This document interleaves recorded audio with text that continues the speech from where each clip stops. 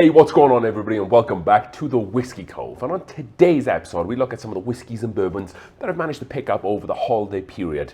And we've got some special bottles on this list, so stay tuned, run that video.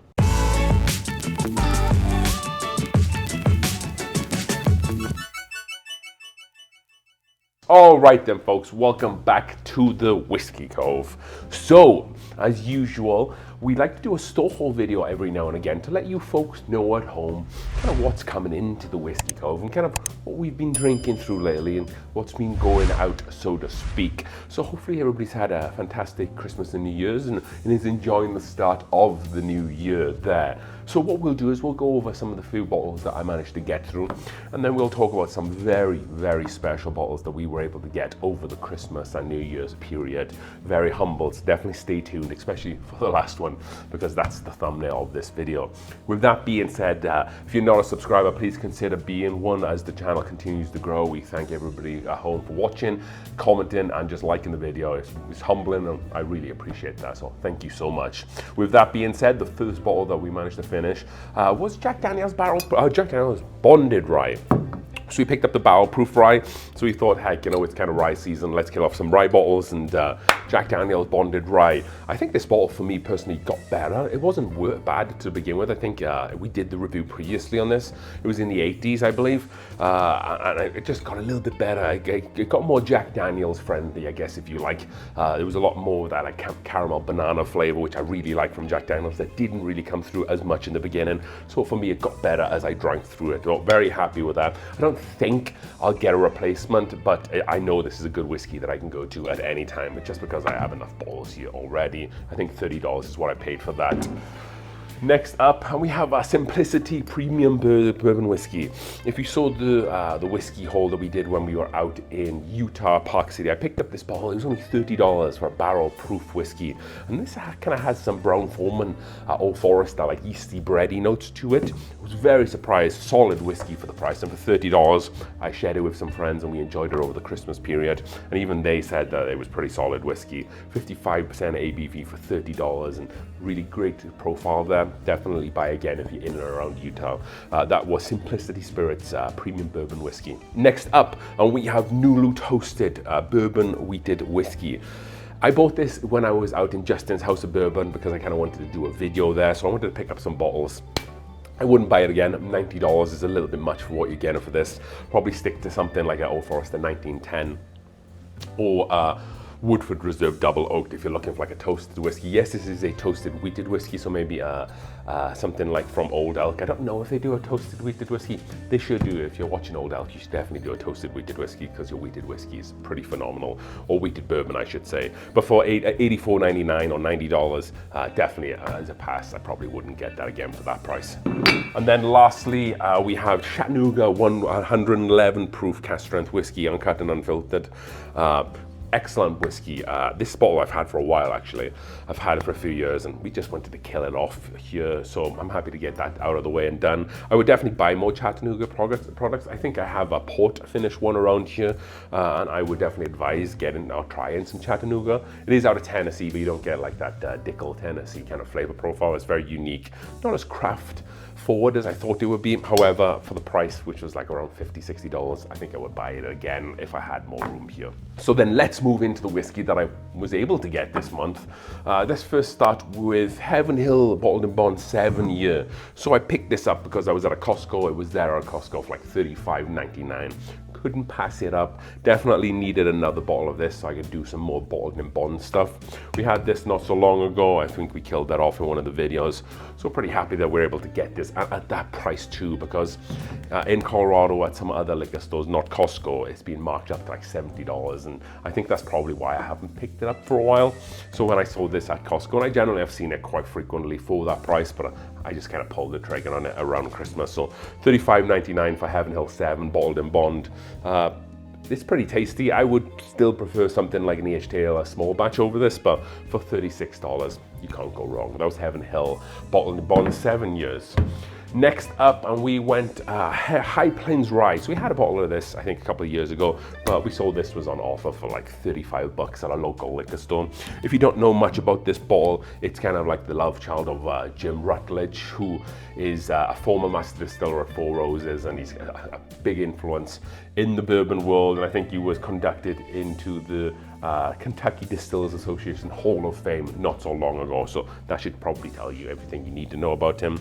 So he did make this. He also makes, I think it's Kentucky Cream, or King of, it's not King of Kentucky, I think it's like Kentucky Cream, or Cream of Kentucky, yeah, that's the one. So he also is involved with Cream of Kentucky as well. I know I haven't tried that personally, so I can't recommend this, but this is a solid rye. I was happy to see it at that price. It is 750 milliliters and then 48.5% ABV. So not high ABV rye by all means, but a really tasty everyday rye that's just a little bit unique. And like I said, it was like half price, so had to get it for 35 bucks. Next was this bottle. Doc Swanson's. This is a hand-selected exploratory cask series, rare release. This is their 15 years aged, 53.6% ABV or 107.2 proof. Release number 11 and barrel 14. So I don't know where this bottle originally came from, but I can tell you where I got it from. Someone in a bourbon group that I'm a part of here in Colorado was selling, trying to move a few bottles, I guess, just for Christmas. And they wanted $90 for this bottle. I definitely couldn't say no at that price point. I don't know what the MSRP are, but I think they're around the $130, $140 mark. So I was really happy to be able to buy this. This is distilled in Kentucky and then selected and bottled by Distillers Way in Washington. So this is Kentucky distillate. I don't know where it comes from, maybe Barton. I know that they have some older distillate coming out of Barton. I think like Calumet and another company I can't remember off the top of my head right now used to source some older stuff from there. Could also be Bardstown as well, but I think the older distillate generally does come from Barton. So it'll be interesting to see how this drinks. I haven't got much older bourbon here at this moment in time, so I definitely wanted to pick up some, and this kind of fills that quota. It'd be interesting to see how this stacks up against like the Elijah Craig 18 or the Old Fitz 19 that we have. And maybe I can need to do a video of some older bourbons and kind of blind them together, which is really happy that I was able to get them. Thank you for letting me have it for a great price as well. I really appreciate that. And I know a lot of good things, I hear a lot of good things about Doc Swanson, so super interested to get into that bottle. Up next, we managed to pick up a bottled in bond 1792. This is a store pick from Argonauts Wine and Liquor, barrel number 9321. So Argonauts Liquor down in Denver, Colorado, they did I think it was a give-in wheel, I think is what they called them. It's a circular wheel, and they have a bunch of different bottles on the wheel. And they did this event to try to raise some money for Rocky Mountain Food Bank. So they wanted to raise some money for that. So every bottle that you managed to buy or purchase, $10 went to the food bank that was on this wheel. So they had E.H. Taylor single barrel, small batch. They had a couple of really special bottles, I believe some Pappy and some maybe BTAC bottles. But the line to get onto the wheel was crazy. I think you had to be there probably like 10 hours before to have a chance at some of those really special bottles. However, for me, when I got there, I spun the wheel. I did manage to land on this. And I bought it, I think this was $49.99, and then I paid the extra $10. I really like these bottled in bond single barrel picks, and I'm someone who likes single barrel picks for stuff that are not normally single barrel. So I'm really excited to see how this lines up, and it goes for a really great cause. So thank you for Argonauts, and that won't be the last time I'll be telling Argonauts thank you in this video, and we'll see you later. I was able to pick up as well an old Ezra aged 7-year bourbon. So I haven't seen these for a while, and I know that the rye has been released recently, but the rye normally runs at about $70, $80, and even this one I'm seeing like $50, $60. But I was able to pick this up for a mere $40, which isn't too bad at all. It was in the same place that I managed to get this, so I think that they were just trying to have a clean out of some of the older bourbons that they had. This is coming in at 58% ABV, so pretty high. I've had the Distillers collection from Ezra books, and I've also had the Rebel cask strength one that they do. So this is just the old Ezra number 7 barrel strength. So it'll be interesting to see how those 7 years change that distillate there. Like I said, for the price, a 7-year barrel strength bourbon for like $40. Maybe I'm going through a bit of a phase right now. I wasn't trying to spend too much money on kind of like adjunct whiskey like this, but I feel like you can always be a little bit frugal when it comes to whiskey, especially now where everything's at such high prices. If there are deals to be had for good whiskey, then I think it's worthy to pick them up. So that was the Ezra Brooks, aged 7 years. Next up, we were able to pick up a bottle of Old Carter. So this is the first bottle of Old Carter that's ever come to Colorado. Sorry, I shouldn't say first bottle, but the first time Old Carter's come to Colorado. It's never come to Colorado before. This is the batch 1 CO, so the first batch to come to Colorado. 58% ABV or 116 proof. Bottle number 698 of 739. So we did a review on this. It's either going to be posting shortly or it's already posted. So definitely go check or look forward to seeing that. So I'm not going to say too much of this, but I'm very happy that I was able to get this bottle. They sent all the bottles to Colorado. They were just at different liquor stores. There was a store, Old Town Avada Wine and Spirits, that let you pre-order some. So I pre-ordered this bottle and I was able to get it and do a review on it. So definitely go check that out when that review posted, or if that review has posted by now. How much did I pay for this? $215. Yeah, like I said, I'm not going to say if that was worth it or not, but like, I was always going to pay that because it's the first Old Carter to come to Colorado, and the first Old Carter that I've ever owned. We tried it when we were in Justin House of Bourbon, and I don't remember what batch that was, but it was very nice. But definitely check the video out on that one. Next up, we also managed to get a Smoke Wagon single barrel. The Smoke Wagon like to drop these on the website quite frequently. You might have to be at drop time to be able to buy them from the website. But we managed to get this from Argonaut Wine and Liquor. They got a single barrel pick. This wasn't allocated or anything. They just got it and put it out onto the floor, and it has been there for quite a while. I think they've had it for at least 2 weeks. So it wasn't like I said, I know when these originally started posting a few years ago, like these specialty Smoke Wagon bottles, they were very hard to get, but I think now that they're producing a lot more and sending them out. I was a little bit apprehensive about getting it because it's only a 6-year-old distillate for $91. MGP distillate. However, I'm actually really happy that I was able to get this. I'm not doing a review on this, so I can talk about it a little bit.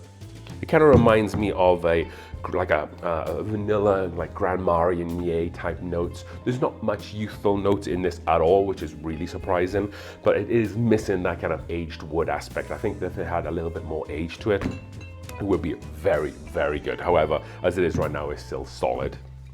ABV is 56.9% ABV. This is the 51% rye, 45% corn, and then 4% malted barley mash bill.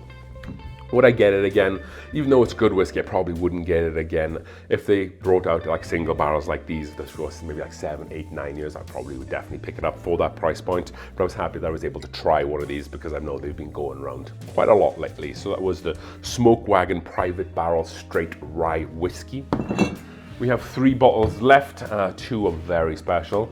Let's get this one down here. This is Old Forester 1897. So I've been kind of slowly picking these, the whole Whiskey Row series up as like for the last few months because I want to do a video on them. So I just took stock of them the other day. I noticed that I didn't have the 1897.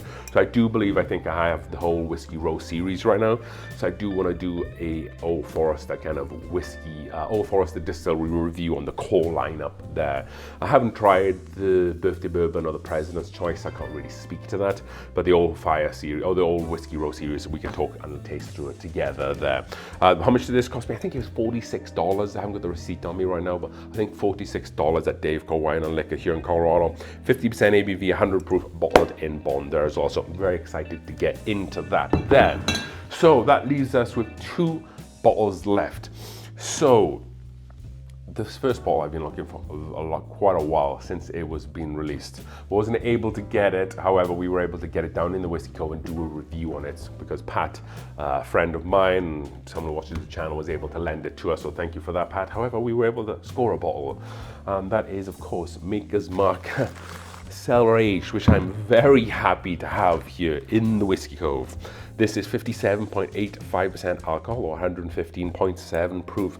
So how did we get this? So we had to almost go through some unorthodox methods to be able to get this bottle.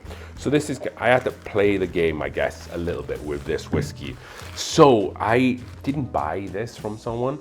I didn't buy it from a store. I have been kind of I guess when you collect, or like when you drink or have a Whiskey Cove or have a YouTube channel, I think you need to keep your ears to the ground to kind of hear what people are really enjoying right now. And came across my radar that Fortaleza tequila is quite a popular staple within certain tequila worlds.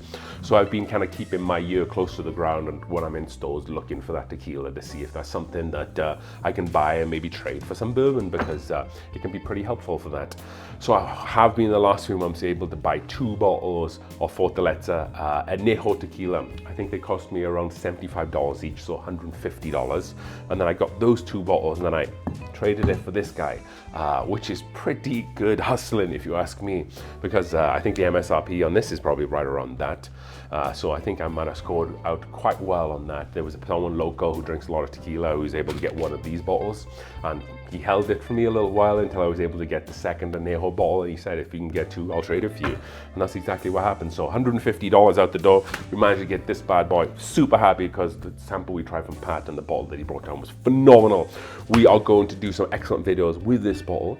We will blind it up against Weller Foolproof and do a head-to-head with it, because that was my favorite Weller, and I think we are in for an exciting video with that. So watch this space. And again, so humble to be able to get this, and thankful as well. But sometimes you have to hustle a little bit there and do some research into other avenues of the liquor industry to see if it can benefit your own game when it comes to getting the bottles that you want.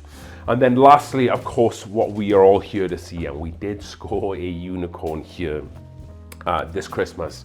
It was a Christmas lottery at Argonaut Wine and Liquor.